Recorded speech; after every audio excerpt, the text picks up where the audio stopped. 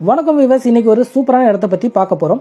சின்ன குழந்தைங்கள்லேருந்து பெரியவங்க வரைக்கும் எல்லாருக்குமே பிடிச்ச மாதிரியான ஒரு இடம் அப்படின்னே சொல்லலாம். இந்த இடத்த சுற்றுலா அப்படின்னாவே ஆன்மீகம், இயற்கை, அப்புறம் த்ரில்லிங்கான பயணங்கள், இது மூணுமே ஒரே இடத்துல இருக்க ஒரு அழகான இடத்த பற்றி தான் இன்றைக்கி நம்ம பார்க்க போகிறோம்.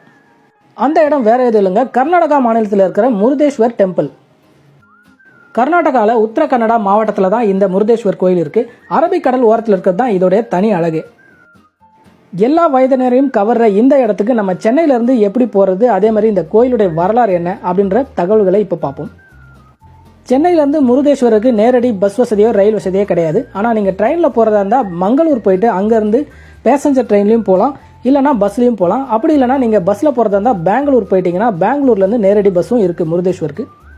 முருதேஸ்வருக்கு நீங்கள் மங்களூர்லேருந்து ட்ரெயினில் போகிறப்ப பல இயற்கை காட்சிகளை ரசிச்சுக்கிட்டே போகலாம். இந்த முருதேஸ்வரோடைய அழகை பற்றி சொல்லணும்னா, 3 பக்கமும் அரபிக்கடல் சூழ்ந்து நடுவில் இருக்க ஒரு அழகான இடம் தான் இந்த முருதேஸ்வர்.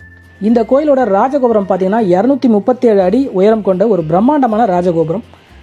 இந்த ராஜகோபுரம் 20 மாடி அடுக்குகள் கொண்டது. அதாவது இந்த ராஜகோபுரத்து மேலே நம்ம லிஃப்டில் போய் மேலே இருந்து இந்த இயற்கை ஃபுல்லாத்தையும் ரசிக்கலாம். அதாவது இங்கே பக்கத்தில் இருக்க சிவபெருமனுடைய சிலை பார்த்தீங்கன்னா உலகத்திலே 2வது பெரிய சிலை. அதாவது 123 அடி உயரம் கொண்ட சிவன் சிலை. இந்த சிவன் சிலையையும் நம்ம அந்த கோபுரம் உச்சிலேருந்து பார்க்குறப்ப உண்மையாகவே ரொம்ப பிரம்மாண்டமாக இருக்கும். இந்த கோயிலோட கடற்கரை பார்த்திங்கன்னா அலைகள் அதிகமாக இல்லாத ஒரு அழகான கடற்கரையாக இருக்குது. அது மட்டும் இல்லாமல் இந்த கடலில் நம்ம போட்டிங்கில் போய் இந்த கோயிலோடைய அழகை முழுசையும் நம்ம பார்க்க முடியும். இந்த கடலுக்குள்ளே நம்ம சிறிய படகு, அப்புறம் ஸ்பீட் போட்டிங், இந்த மாதிரி அட்வென்ச்சர் கேம்ஸ்லாம் கூட இங்கே நிறையவே இருக்குது. இந்த இடத்துக்கு நம்ம குடும்பத்தோடு போனோம்னா கோவில், அப்புறம் பீச், அப்புறம் அட்வென்ச்சர் கேம் அப்படின்னு சொல்லிட்டு இந்த சுற்றுலா நம்மளுக்கு ஒரு மறக்க முடியாத அனுபவத்தை தரும். உயரமான ராஜகோபுரத்திலேருந்து அழகான அரபிக்கடலையும் அதே மாதிரி பிரம்மாண்டமான இந்த சிவன் சிலையும் பார்க்கறது ஒரு பிரம்மாண்டமான அனுபவமாக இருக்கும். உண்மையாகவே இந்த பிரம்மாண்டமான அனுபவத்தை நேரில் பார்த்தவங்களால மட்டும்தான் உணர முடியும்.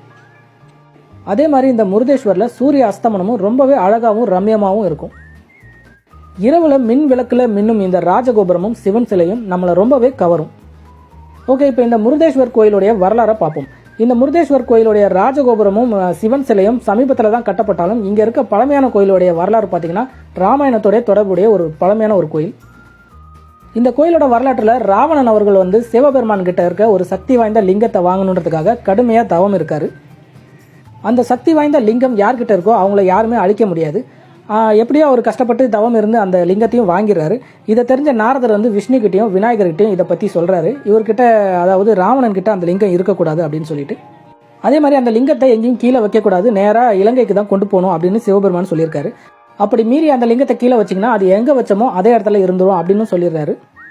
இந்த இடத்துல தான் விநாயகர் ஒரு சின்ன பையனாக மாறி அந்த இடத்துக்கு வராரு. ராவணனும் குளிக்கிறதுக்காக போகணும், இந்த லிங்கத்தை கொஞ்ச நேரம் வச்சிரு அப்படின்னு சொல்லிட்டு விநாயகர்கிட்ட கொடுக்குறாரு. ஆனால் பார்த்தீங்கன்னா ராவணன் குளிச்சுட்டு வர்றதுக்குள்ளே இந்த லிங்கத்தை விநாயகர் கீழே வச்சிடுறாரு.